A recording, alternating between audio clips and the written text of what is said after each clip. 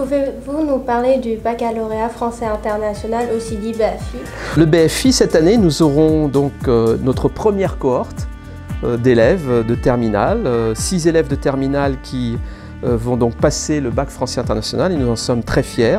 Nous avons aussi une belle classe de première qui a pris le BFI. Alors, le bac français international, donc c'est un diplôme de l'éducation nationale bilingue.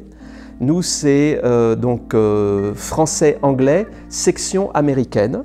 Et ça veut dire que les élèves ont en moyenne entre 8 et 10 heures d'anglais par semaine, des cours de littérature, des cours d'histoire-géographie en anglais.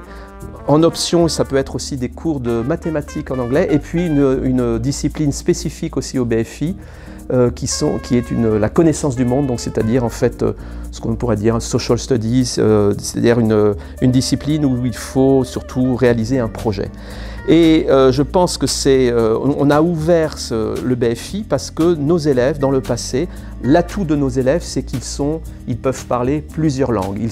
Et notamment, ils sont pour la plupart parfaitement bilingues en français et anglais, voire trilingues avec le chinois. Et dans le passé, nous avons notre première cohorte de bacheliers était en 2017. Tous ces bacheliers, depuis 2017, leur reconnaissance, leur expertise en anglais n'était pas reconnue parce qu'ils n'avaient tout simplement que le baccalauréat français. Et donc on a voulu valoriser le plurilinguisme de nos élèves avec l'obtention de ce diplôme, donc du bac français international, qui est un diplôme certes exigeant, mais qui valorise les compétences linguistiques de nos élèves et qui peut leur ouvrir des portes dans les universités en France, mais aussi dans le monde.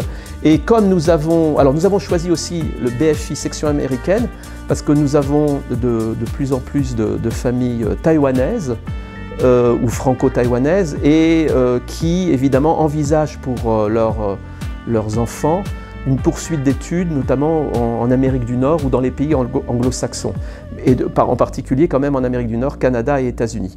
Et donc pour nous, ça faisait sens de pouvoir offrir à nos élèves le BFI section américaine et on est sûr que déjà ce BFI a rencontré un bon succès et je pense que ça permettra de mieux valoriser encore l'enseignement à la française.